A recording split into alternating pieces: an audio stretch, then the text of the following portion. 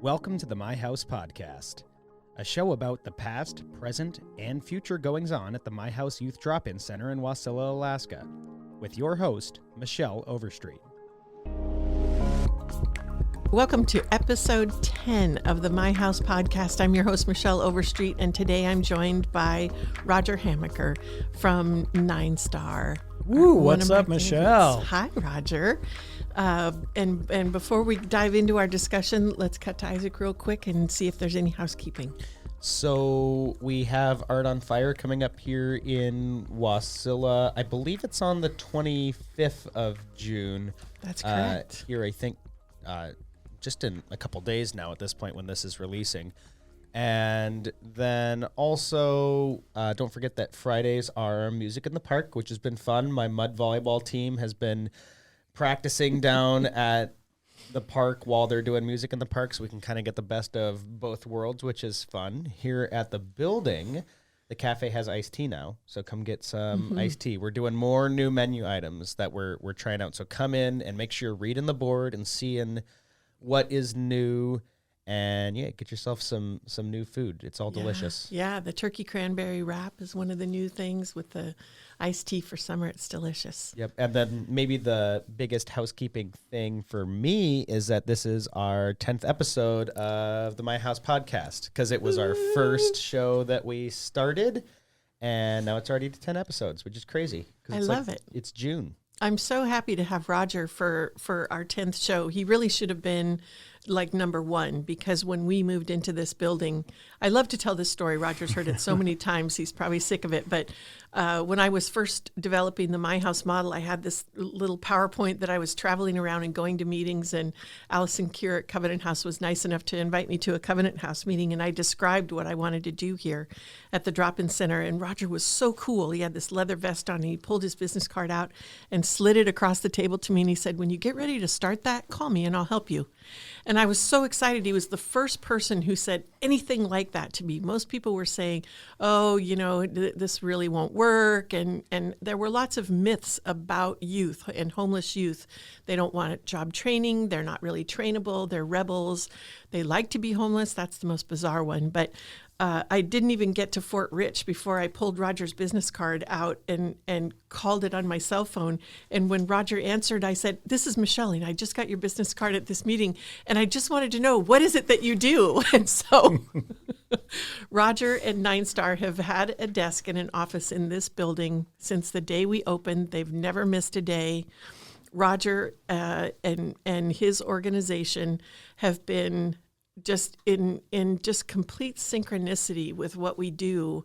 And the services you provide, Roger, are amazingly complementary to everything we're trying for. Yeah, and that's how it was so easy to become a partner with My House. And I'm still to this day surprised that anybody was not immediately jumping on to the bandwagon, so to speak, of the My House thing. Your presentation was hitting on the key elements that every homeless operation needs to have, and your vision about, we don't want to just house them, we want to get them into career pathways so they can be the ones that are going out there and being successful, overcoming all these other issues.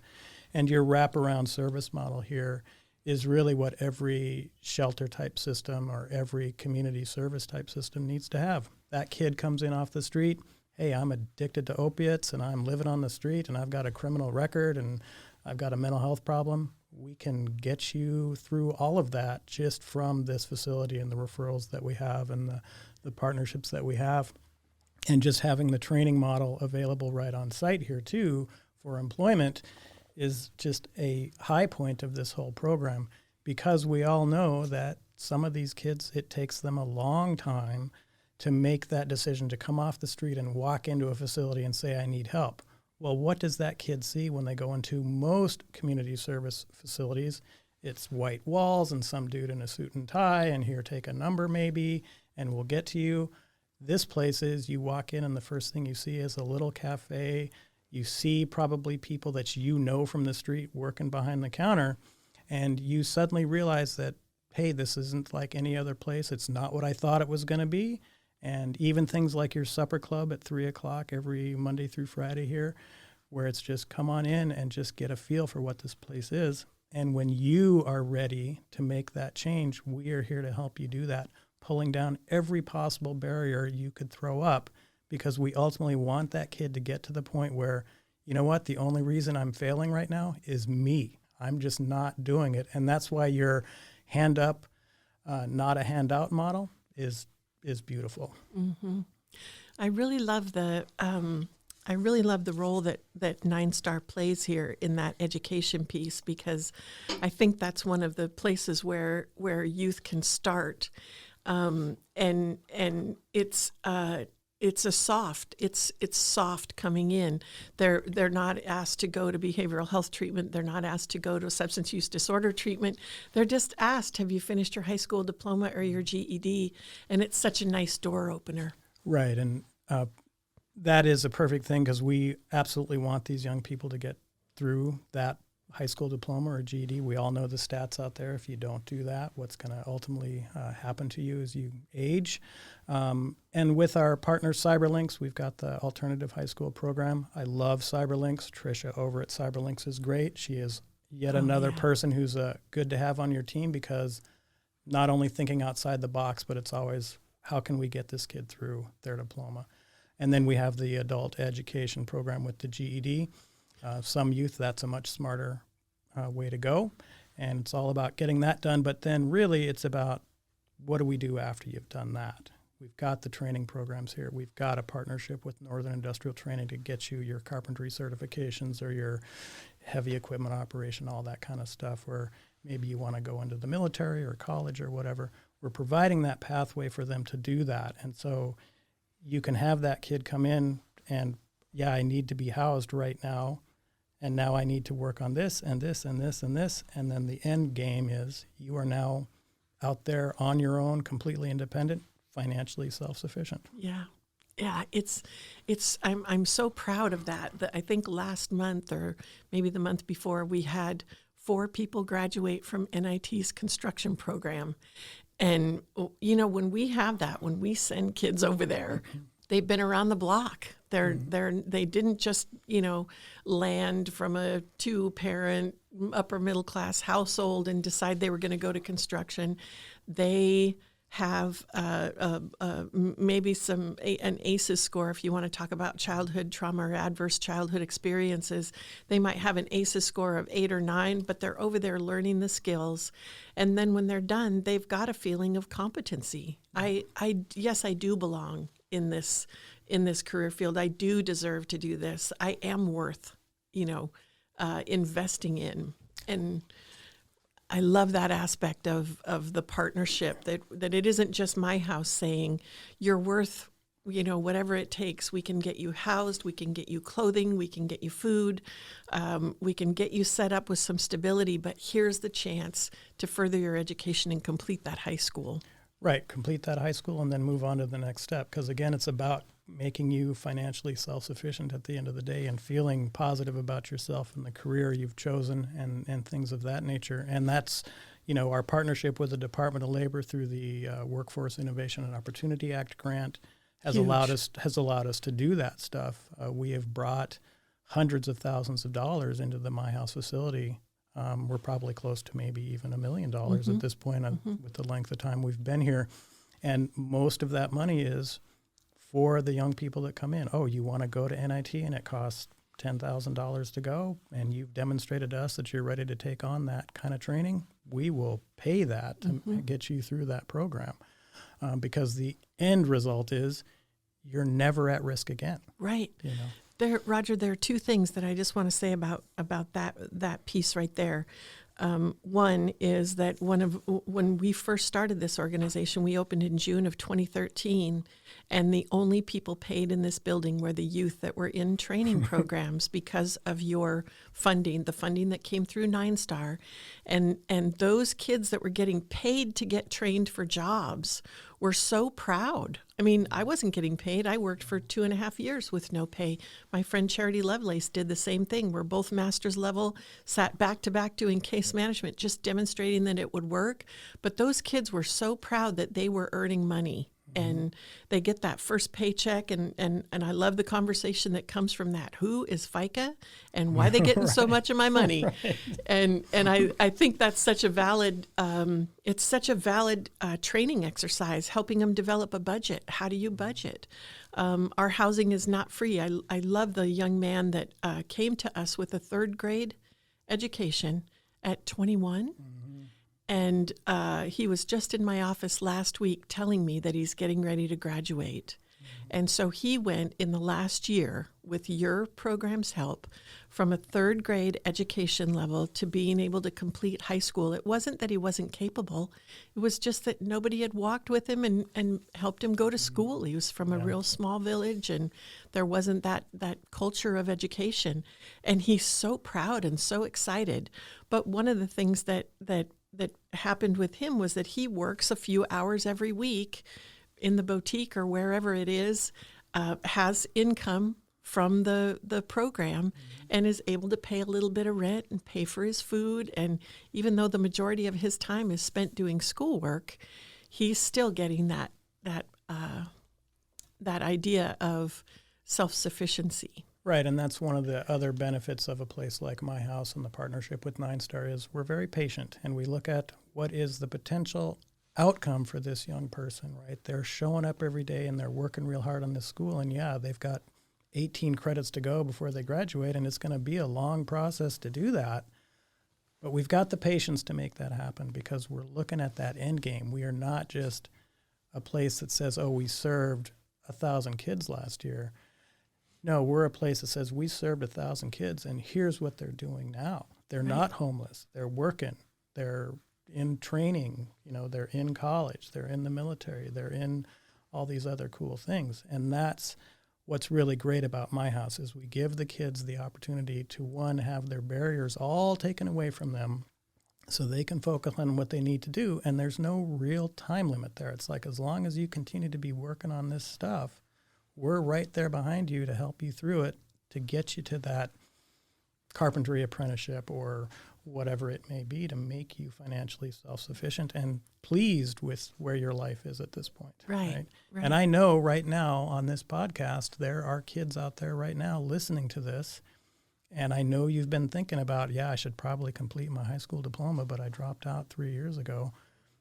Get in here. You know, we can help you through that. Oh, you want to be that heavy equipment operator? We can help you do that. It's all up to you to just walk through this door and let's make it happen. Mm-hmm. And for those listening who say, well, I'm not really homeless, Roger and I set aside some extra money last year from the Rotary Uncorked fundraiser. Shout out to our Rotary friends that raise money for us every year. We set aside additional funds that we called prevention funds because there are a lot of young people that are from single parent homes.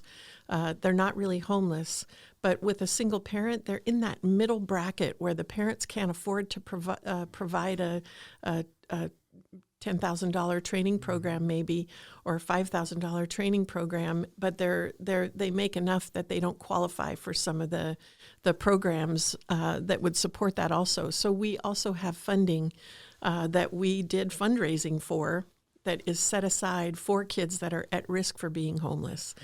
And I'm proud of that. That's a really cool thing for us to be able to do for our community. And it takes some pressure off of those single moms for feeling like they can't provide.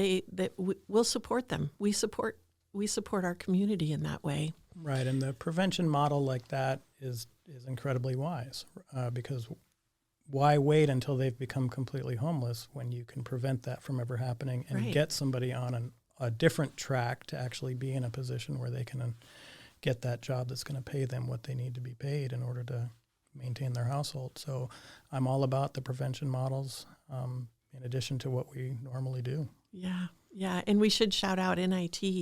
NIT was one of our first major donors, Northern Industrial Training, and granted us, they gave us $30,000 cash in the first couple of years that we were open, which was huge for us. And it's a lot of money for a small private business. But they've also donated so many training programs over the years. If we don't have the money and we call them and say, hey, we have a kid, we don't have any more money, we're out of money, they'll almost always scholarship them in. And Nine Star has been the kind of the vehicle that coordinates that. So thank you for doing that. Right. And usually we can find money if a young person is really ready to do some of these advanced trainings. And some of them are 20 grand. You know, the welding program is like 20,000. We will find the money for that person to go if they're ready to do it. Because, again, the outcome is you never have to be at risk again. You never have to be in a homeless situation again, unless you purposely choose to do that, right? Right. But otherwise, you're going to be making money. And the great thing about NIT is I believe every single one of our youth that has successfully completed that program, the last day or two of the courses out there are you're interviewing with people who are currently hiring. Right. And so you can go out of there with your service oiler certification, and then a week later, you're up on the slope making, you know, the real money. Right. Money that us nonprofit people never see, right? That's exactly. Right. They make more than we right, do. Right. But that's ultimately the end game. You know, that's what we want for these young people, is to get to that point where, like you said earlier, they're feeling really good about themselves and where they're at in their life. And the only time they come in to see us anymore is just to tell us how great they're doing. Right, which they do, which Yeah. is really Oh, yeah. cool. They're proud. There were a couple things that I thought about when we were when you mentioned the welding program. We had brothers who came in and did the welding. One of our first welding program graduates, and I happened to see one of those brothers at the fair maybe a year or two later. And he came over. You know, I never approach kids if I see them out in public necessarily, because I don't want to, you know, I'm the homeless lady, right? Maybe they don't want to be identified as that. And so he had a real pretty girl with him, and, you know, a nice jacket and nice boots, and was you know, clearly doing well. And he came right over and greeted me and introduced me to his girlfriend. And he was working on the slope and said he had used his welding certificate to get a job on the slope, and was so happy with where he was at. And that he was, you know, looking at buying a house. And I was just, it was like early days, right? And I was so overwhelmed emotionally about the idea that it seems so simple, right? Like, this is not rocket science. This is just connecting these youth that are ambitious with what they want to do, and then putting a platform under them so they can get what they want. Yeah. And that's, I'm sorry to interrupt, but that's why I was always so surprised when you would say, like, oh, Roger, you're the first person that ever kind of bought into this idea I had. And I'm like, you know, I've been working with homeless and at-risk youth for 30-something years, 35 years, and I'm like, this is exactly what we've been wanting for the last 35 years. Why are people not jumping on board? Of course, they're all on board now because we're churning out really awesome numbers, and these kids are being really successful. But, yeah, it always surprised me that was such a barrier for you to even get this started, you know? It was interesting to me, too. I think without your support and Bert Cottle as the mayor and, you know, a handful, NIT, a handful of others that jumped on board and really saw the vision, I don't think we would be here. But I wanted to follow up. So I saw that young man coming out of the grocery store with 2 big bags of groceries, maybe 6 months later, and he did purchase a house. He was so proud and so excited. And then I ran into his brother in the last year, and he worked for 7 years up on the slope, bought his house, sold that house in a good market, bought a house in a town up the north of the highway a little bit, and he runs a DOT shop up the highway a little bit and just loves it. Takes care of all the equipment that plows the roads from like Cantwell to Nenana or something. It's crazy. But it was like, you know, he's got a place. He's back in that's the community he grew up in. So he was able to take that welding certificate back to the community that he grew up in and live there and be productive. And I think that's really a challenge in Alaska. Some of those small communities, the kids can't get the job training. And so one of the things I'm really excited about with the building that we got the federal appropriation money for, to build this building that's really a job training center, and that will allow us to bring young people that end up in our community in help them to get trained, and then facilitate them going back to their community of origin with mad skills to do cool stuff, right? Exactly.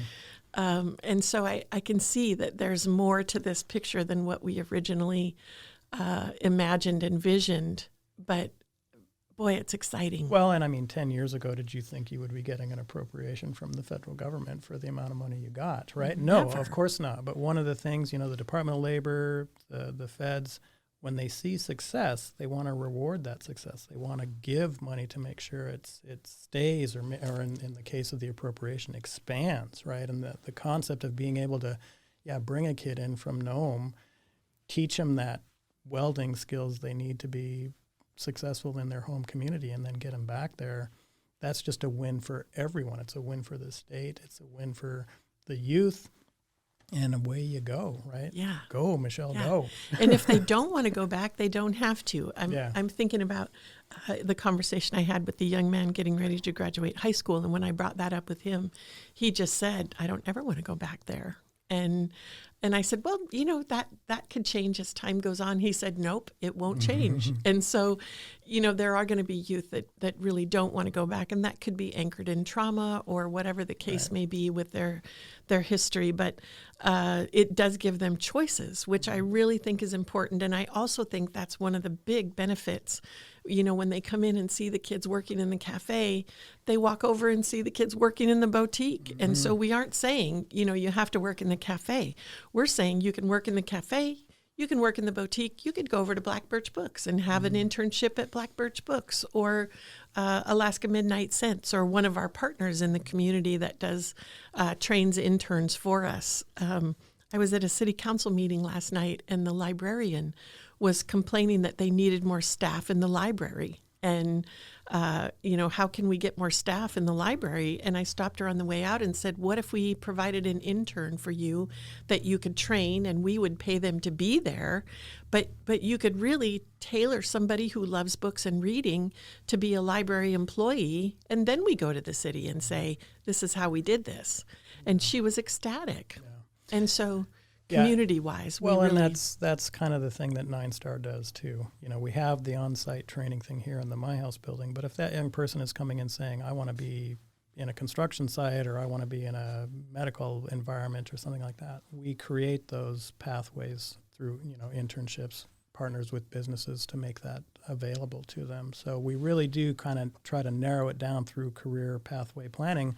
What do you really want to do? I don't want to stick a kid who wants to be, a draftsman or something, in a food service situation. Right. You want to get them more in that environment where they might be successful, and then hopefully spur them on to get the more advanced training you would need to be whatever that is. Well, and we just had a client that wanted to go into dental assisting, and she was an intern or still is an intern at a dental clinic right now, and now she's going to go and get her certification through UAA so that she can do it full-time as an actual hygienist as well. Right. And that was all through Nine Star. That was all a partnership through Nine Right. Star. Yeah. And that's part of the whole idea of career planning, because a lot of young people, when they come in, at-risk homeless youth, they're like, oh, yeah, I need to get a job. I'm thinking, fast food or something. And it's like, well, we hear you, but let's look at what maybe you really want to do. And so you put them through a couple of assessments and things and see, well, this says, you're really into construction work, or you're really into nursing or medical field. Let's look at that. And they don't understand that is all stuff that can happen here. Oh, you want to be a certified nurse's assistant? We can put you in training before the week is out, right? Yeah. And they don't think about the possibilities of those things. And so part of the career planning is, let's start thinking about that. And when you're ready, let's do it. And some of the kids we have to be careful with, because they like, whoa, I wasn't expecting all of this to happen so quickly. Let's slow down a little bit. Okay, cool. We're cool with that. Right. But it's a thing that can happen when you're ready. The choices make such a difference in the long scope of their life. I think, and we've talked about this with just the case management team, that when young people come in, 10 times out of 10, we're doing crisis stabilization, that they are in a crisis. They don't have a place to sleep tonight. I helped a young man at Christmas time who just showed up at the door after hours. His clothes hadn't been washed since Father's Day in June. He hadn't taken a shower for a month. I mean, they're at DEFCON 5 when it comes to, like, I'm a young person and my personal hygiene is off the hook, out of control because I don't have a place to shower. So being able to bring them in and offer a shower and clean clothes, we've got a resource room with socks and underwear and bras and all the personal care stuff, and stabilizing just that. And you're right, Roger, it takes a while for them to be able to even conceptualize what they might want to do for a job or a career, because they've been out in traffic, dodging traffic for so long that it's fight or flight, fight or flight, fight or flight. And I also think there's a nutrition component to that. I think when they aren't eating good food on a regular basis, their brain doesn't get the fuel that they need, and hungry teenagers make dumb decisions. And so that's part of the beauty of that, not only the supper club every day, but also, and man, I have seen some kids eat at supper club. I remember we had a young man come in who said he hadn't eaten in about 3 days, and he loaded up a paper plate with like basketball-sized piles of spaghetti and meatballs, and I thought, he's going to get sick. There's no way somebody can eat that much food. And he did. He ate 3 big plates of that and promptly fell asleep. And I just thought, oh my God, he was starving, you know? Well, and it's a good point that you make about, because one of the great pieces of this partnership is your staff are not usually referring kids to us, 9-Star, unless they're legitimately ready to move on, right? And so when they are coming in at DEFCON 5, yeah, your team is handling all that. Let's get them stabilized in housing. Let's get their mental health start being addressed, whatever it happens to be. And then, a couple weeks later, oh, hey, Roger, here's this kid. She's yours now. Let's see what happens. And then we can just go from there to get them to that next level. And the beauty of having your staff member sitting right there with my case managers is that the whole time they're stabilizing, here's your housing, just come every day and eat food. There's hot soup starting at 9 o'clock in the morning out there. You can have a sandwich from the cafe, get a cup of coffee, let's just get you kind of back on track. But your little staff person is there represented that whole time. So it's familiar. It's not go over to another office or we're going to take you over to the 9-Star office. It's, and here's your staff member right here that provides these services, and this is where you can kind of turn the corner. And I really think that it's a sigh of relief for them when they get to that point, because they recognize that, okay, based on Maslow's hierarchy of needs, my basic food, clothing, shelter, people to talk to, peer support, I've got those things. Now I can move into the next thing. Where did I leave off for high school? What was the last school I attended? Can I look at my records and see how many credits I have?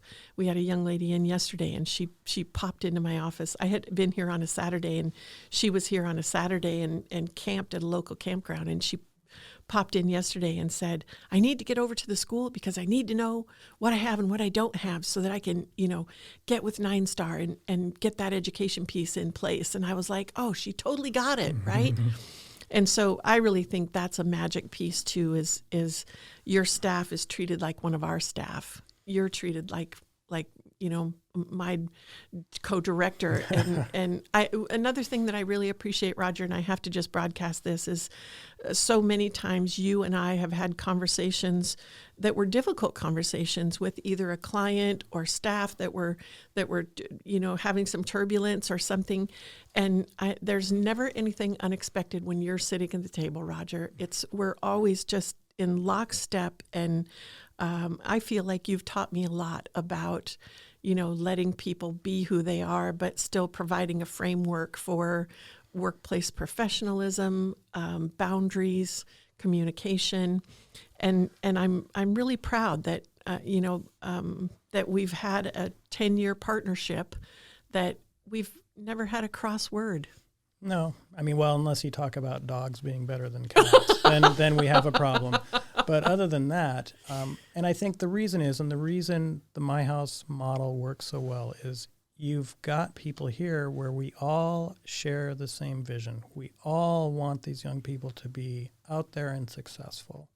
And then when we do have some sort of conflict, it's, we're still coming at it from We all want that young person to be successful. That's right. And there may be different ways, different thoughts about how to do that, but we always then come to a unanimous decision on this is the best course of action for that young person. Let's make it happen.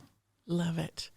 Well, Roger, as we wrap up, thank you for 10 years of amazing partnership, for being the person that you are, to represent and always be inclusive and kind and welcoming to the young people here, and to the staff and all the people that come through and look at what we're doing. Thank you to Ruth for being, as your executive director, for being so gracious about time and resources and helping us along when your organization has been around for how many years? 43, 44, somewhere right? in there. And ours is 13 or 14. So I've learned a lot, and thank you for that. I'm so grateful for all that Nine Star has brought to this community and to the youth we serve. Well, and Michelle, the one way to continually thank me is make sure every Friday when I'm out here there's fresh chocolate chip cookies. That is a done deal, Roger. Absolutely my honor to not only be part of your organization, but to be working so closely with you. It's just great. So thank you. Thanks. It's been fun. That's all the time we have for today, and I want to thank Roger for being here. The My House podcast is recorded at the My House studio in Wasilla, Alaska. Our producer and editor is the awesome Isaac Smolden. I'm Michelle Overstreet, and until next time.